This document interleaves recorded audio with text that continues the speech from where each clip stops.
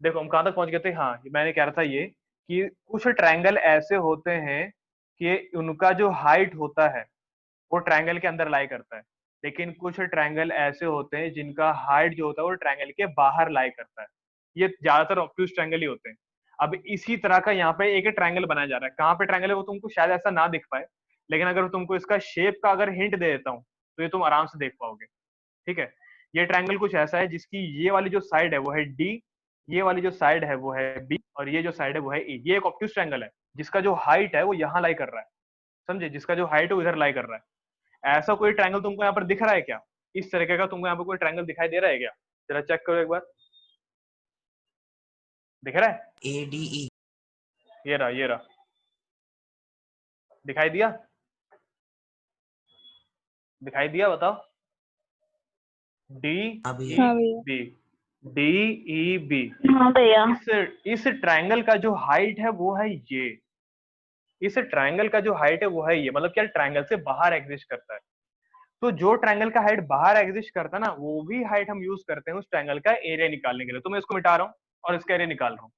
ठीक है, तो यानी कि ये जो ट्रायंगल डीई बी है, ये जो ट्रायंगल डीई बी है, इसका हाइट है ये और इसका बेस है डीबी। तो मतलब बेस तो इतना ही रहेगा लेकिन हाइट हम इसको यूज करेंगे। सेम टू सेम एक ट्रायंगल और है यहाँ पर डीई के नाम से। ये ट्रायंगल ये रहा, इसका हाइट ये है लेकिन इसका बेस हम ये वाला इस्तेमाल करेंगे। क्यों? क्योंकि यार ये जो हाइट इसके बेस से बाहर है, ट्रायंगल से ही बाहर है। ठीक है, तो area of triangle DEB, same to same concept, half into base into height, यानी कि हाफ इंटू में इसका बेस क्या होगा, इसका ट्रायंगल डीईबी का इसका बेस होगा डीबी और इसकी हाइट होगी ईएम। तो ये रहा बेस और ये रहा एक हाइट। तो बेस हो गया इसका डीबी और एक हाइट हो गई इसकी ई एम। ठीक है, अब दूसरा ट्रायंगल है तुम्हारा ये डीईसी करके। ठीक है, ट्रायंगल डीईसी करके, इसका भी हमको क्या निकालना है, इसका भी हमको एरिया निकालना है। कैसे निकालेंगे इसका एरिया? तो ये half into base into height. तो इसका जो बेस होगा वो होगा ईसी, जबकि जो इसकी हाइट होगी वो होगी तुम्हारी डीएन। तो DN as a height and EC as a base. तो बेस और हाइट। ठीक है, अब बड़े ध्यान से सुनना जो मैं कह रहा हूं।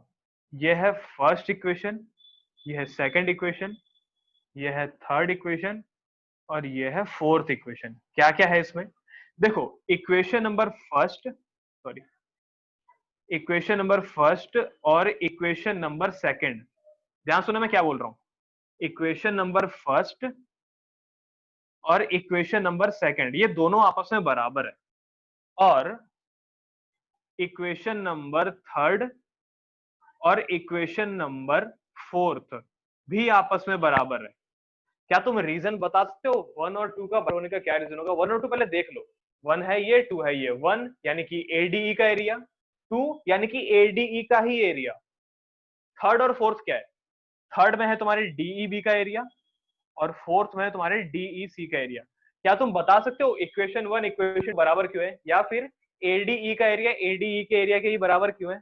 ऑब्वियसली यार, एडीई का एरिया एडीई के तो बराबर होगा। एक ट्रायंगल अपने एरिया के तो बराबर खुद होगा ही होगा, क्योंकि वो सेम ट्रायंगल की बात हो रही है।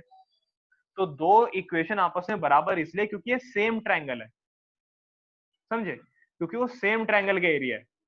दूसरा, इन दोनों के एरिया बराबर क्योंकि वो सेम ट्रायंगल है। दूसरा, तीसरा और चौथा, क्या तुम इसका रीजन बता सकते हो? क्या ये डीईबी और डीईसी, ये रहा डीईबी और ये रहा डीसी, क्या बता सकते हो इनका एरिया बराबर क्यों होगा? क्या रीजन होगा इसके पीछे का?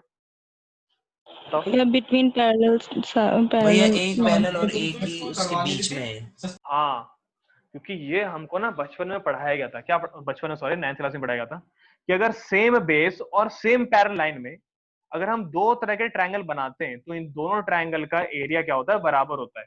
फिर चाहे वो बेस नीचे की तरफ लाई करे, फिर चाहे वो बेस ऊपर की तरफ लाई करे। यहाँ पर ये बेस कैसे लाई कर रहा है? यहाँ पर देखो ट्रायंगल ऐसा बन रहा है, इसको ऐसे जोड़ते ही पहला ट्रायंगल ये बन गया, इसको ऐसे जोड़ते ही दूसरा ट्रायंगल ये बन गया।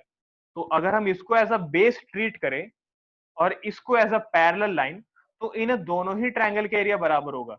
सेम बेस और सेम पैरेलल में आने वाले ट्रायंगल का एरिया बराबर होता है। और इसी रीजन से डीईबी, बेस क्या है डी, डीईसी बेस क्या है डी, पैरेलल क्या है बीसी।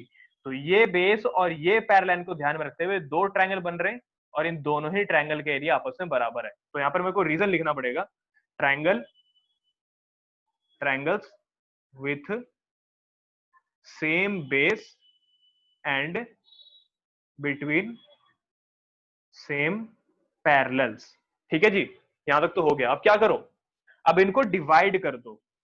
ठीक है, तो ये बराबर क्यों है तुमको मैंने यहाँ पर रीजन दे दिया है। अब इनको डिवाइड कर दो। कैसे डिवाइड करोगे, तो इक्वेशन नंबर फर्स्ट को, जैसे ये दोनों बराबर है ना, बराबर चीजों से जब हम डिवाइड करते हैं तो रिजल्ट भी जो मिलता है हमको बराबर ही मिलता है।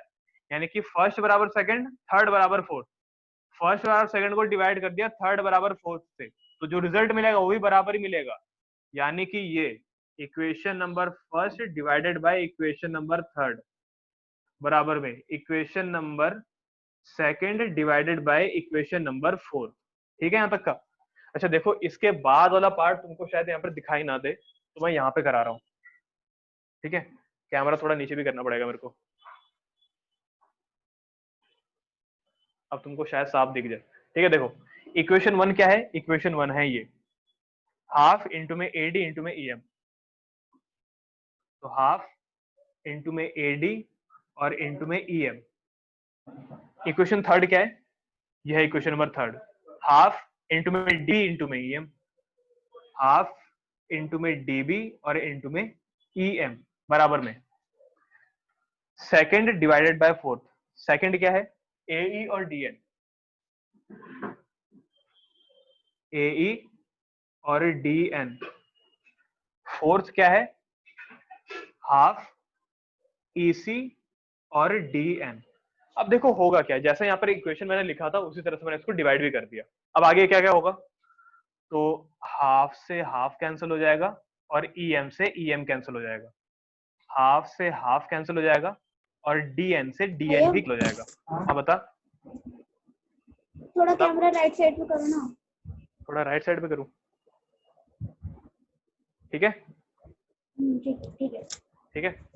तो देखो कुछ ज्यादा कुछ छूटा तो नहीं है तुम्हारा, फर्स्ट को सेकंड से, थर्ड को फोर्थ से डिवाइड करा, फर्स्ट की वैल्यू यहाँ पे लिख दी, थर्ड के लिए लिख दी, उसी तरह से सेकंड और ये हाफ से हाफ कट गया, ईएम से ईएम कट गया, हाफ से हाफ कट गया, डीएन से डीएन कट गया। क्या बचा है, बचा है ये ऊपर बच गया एडी, नीचे बच गया डी, अरे क्या लिखा मैंने, ये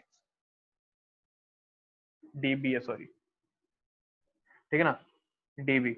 ऊपर बच गया एडी, नीचे बच गया डीबी, ऊपर बन गया एई और नीचे बच गया ईसी। यानी कि ये जो यहाँ पर रेशियो मैंने शुरुआत में लिखा था यही मैंने यहाँ पर एंड में प्रूव कर दिया है। इसका मतलब कि कभी भी अगर आप किसी तरह के ट्रायंगल में, ठीक है ना, कभी भी अगर आप किसी तरह के ट्रायंगल में अगर आप बेस के पैरेलल अगर आप एक लाइन ड्रॉ करते हो, तो जो डिवाइडेड साइड का रेशियो होता है ना वो हमेशा ही बराबर होता है। डिवाइडेड साइड यानी कि एडी और डीबी का रेशियो और एई और ईसी का रेशियो ये हमेशा ही बराबर होगा। ठीक है, और ये है इसका प्रूफ। एक बच्चा बोलता है कि यार इस प्रूफ की जरूरत क्या है हमको, तो यार देखो ये प्रूफ एक बेसिक स्ट्रक्चर है सिमिलर ट्रायंगल के सारे थ्योरम्स को समझने की। लेकिन क्योंकि यार इस बार हमारे पास थ्योरम के प्रूफ करने का जो क्राइटेरिया है वो हटा दिया गया है। थ्योरम की जो प्रूफ करने का जो क्राइटेरिया होता है ना, जैसे कि side angle side, angle angle side, RHS, ये सारी चीजें हटा दी गई है।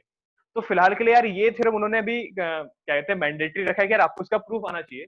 लेकिन मैं तुमको एक छोटा सा हिंट दे देता हूँ कि यार यही सेम टू सेम प्रूफ जो इसका रिजल्ट आया है, ये पैरेलल वाला और ये जो साइड का रेशियो बराबर हुआ है, ये जो साइड का रेशियो बराबर हुआ है यही वाला एक बेसिक स्ट्रक्चर है side side angle, side angle side, side side side या फिर एंगल एंगल एंगल, इन सभी चीजों को प्रूव करने की। तो इसलिए हमको बीबीटी पढ़ने की जरूरत है। ठीक है सुशांत, समझ में आ गया? हाँ भैया। चल ठीक है, किसी को अगर प्रूफ में अगर कोई डाउट हो तो बता देना, वरना यार एक बार घर पे जरूर ट्राई करना है इसको। वैसे मैंने थोड़ा यहाँ पर ज्यादा ही मतलब हौच पौच कर दिया क्योंकि यार बोर्ड थोड़ा छठा है, बजट बड़ा कम है, तो इसी वजह से। ठीक है, स्क्रीनशॉट मतलब मैं इसकी फोटो भेज दूंगा अभी साफ से करके, स्क्रीनशॉट मतलब इसकी फोटो ही भेज दूंगा मैं साफ से करके। ठीक है, अच्छा इसको घर पे ट्राई जरूर करना, ठीक है ना। चलो मैं ऐड कर रहा हूँ उसको।